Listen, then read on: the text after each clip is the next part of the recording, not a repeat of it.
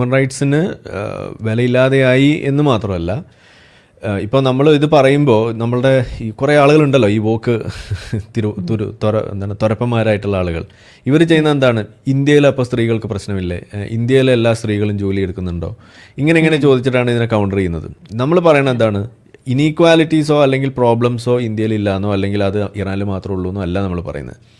Problems അവിടെയുണ്ട്, ഇവിടെ ഉണ്ട്. പക്ഷേ അവിടെയുള്ള പ്രോബ്ലം എങ്ങനെ നിലനിൽക്കുന്നു, അത് സിസ്റ്റമിക് ആണ്. അത് അവരുടെ കോൺസ്റ്റിറ്റ്യൂഷൻ്റെ അടിസ്ഥാനത്തിൽ, ഇസ്ലാമിക് റെജീം നടത്തുന്ന നിയമത്തിൻ്റെ അടിസ്ഥാനത്തിൽ സ്റ്റേറ്റ് സപ്പോർട്ടോടുകൂടി നിലനിൽക്കുന്ന പ്രോബ്ലത്തെയാണ് നമ്മളിവിടെ എടുത്ത് പറയുന്നത്. ഇന്ത്യയിൽ അതല്ല സ്ഥിതി. ഇന്ത്യയിൽ നിങ്ങൾക്ക് അങ്ങനെ ഒരു നമ്മുടെ കോൺസ്റ്റിറ്റ്യൂഷൻ എന്താ പറയുന്നത്, നോൺ ഡിസ്ക്രിമിനേഷൻ ആണ് പറയുന്നത്.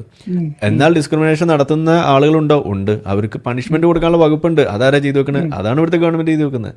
അതേസമയം ഇറാനിൽ അങ്ങനെയല്ല. ഇറാനിൽ ഡിസ്ക്രിമിനേഷൻ നടത്താതിരിക്കുന്നത് ആളുകൾ, ഓക്കെ, നടത്തുന്നതും നടത്തുന്നവന് പ്രൊട്ടക്ഷൻ കൊടുക്കുന്നതും സ്റ്റേറ്റ്. ഇതാണ് നമ്മളെ വ്യത്യാസം. ഇത് മനസ്സിലാക്കാതെ അവിടെ ഉണ്ടല്ലോ കുഴപ്പം, ഇവിടെ ഉണ്ടല്ലോ കുഴപ്പം, അപ്പോൾ നമുക്ക് ഇതും അതൊക്കെ ഒന്ന്, അങ്ങനെയാണെങ്കിൽ നമുക്ക് ഇറാന് ശേഷം ഇന്ത്യക്കെതിരെ ജയ് വിളിക്കണ്ടേ എന്നൊക്കെ പറഞ്ഞാൽ, നിങ്ങൾ വല്ല നഴ്സറി കുട്ടികളോടും പോയി ഇതൊക്കെ പറയാമെന്നാണ് എനിക്ക് പറയാനുള്ളത്. കുറേ എണ്ണം ഉണ്ട് ഇതേപോലെ ഈ മറ്റേ ഓരോ പേരൊക്കെ ഇട്ട് നടക്കുന്ന ടീമുകൾ. ഇപ്പോൾ ലാസ്റ്റ് കണ്ടത് റിഡക്റ്റീവ് എന്ന് പറഞ്ഞാൽ, ഞാൻ പേരെടുത്ത് പറയാൻ ആഗ്രഹിക്കുന്നില്ല, എന്നാലും ഞാൻ പറയാണ്, പണ്ട് നമ്മളവിടെ പോയി തലയൊക്കെ വെച്ചിട്ടുള്ളതാണ്.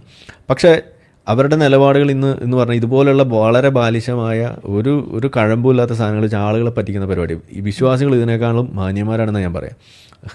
ഒന്നുമില്ലെങ്കിൽ അവരുടെ മണ്ടത്തരങ്ങൾ അതേപോലെ എഴുന്നള്ളിക്കുന്നു എന്നുള്ളതാണ് വിശ്വാസികൾ ചെയ്യുന്നത്. ഇതല്ല, ഇത് ബുദ്ധിപരമായ എന്തോ കാര്യം പറയുന്നു എന്നുള്ള രീതിയിൽ ആളുകളെ കണ്ണിൽ പൊടിയിടുന്ന പരിപാടി. ഇതാണ് ഇവർ ചെയ്തുകൊണ്ടിരിക്കുന്നത്. ഈ ഒരു സാധനത്തെ പൊതിഞ്ഞ് വെക്കുന്നു.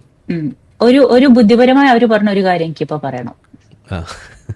അതായത് മഹസ അമിനി എന്ന് പറയുന്നത് നൈജീരിയൻ പ്രിൻസിന്റെ സ്കാം പോലെയാണ് മഹസ അമിനി ജിൻ ജിന്ദഗി ആസാദി പ്രൊട്ടസ്റ്റ് എന്ന് വരെ പറഞ്ഞു വെച്ചാൽ അവരൊക്കെ ഇതിനെ പേരെടുത്ത് പറഞ്ഞത് എനിക്ക് അതിലാണ് വിഷമം കേട്ടോ.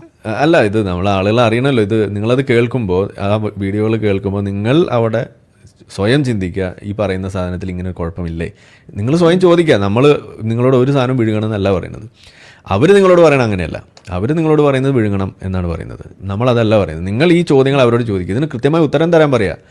ഇറാനിൽ ഇങ്ങനെ നിയമം ഉണ്ടോ, ഉണ്ടെങ്കിൽ അതെങ്ങനെയാണ് ഇവിടെയുള്ള നിയമങ്ങളുമായിട്ട് നിങ്ങൾ കമ്പയർ ചെയ്യുക എന്ന ഒരൊറ്റ ചോദ്യമേ വേണ്ടൂ. ഇത് നിങ്ങൾ ഇനിയെങ്കിലും മനസ്സിലാക്കുക എന്നുള്ളതാണ്. യെസ്.